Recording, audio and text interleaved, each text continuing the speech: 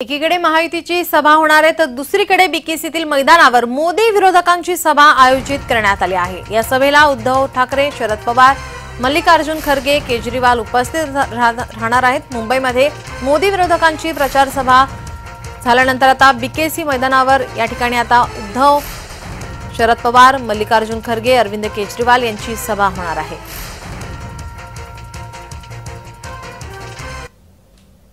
यावरती संजय राऊत यांची प्रतिक्रिया समोर आली, पाहूयात।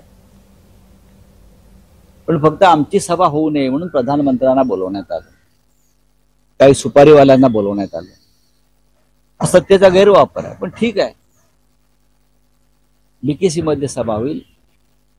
या सभेला माननीय काँग्रेसचे अध्यक्ष मल्लिकार्जुन खरगे जे आहेत, अरविंद केजरीवाल आज 4 वाजता मुंबईत पोहोचतायत, माननीय उद्धव ठाकरे जे आहेत आणि शरद पवार साहेब आहेत, ते प्रमुख नेते आणि आमचे इतर अलायन्सचे नेते उपस्थित राहतील आणि सभा मोठी होईल।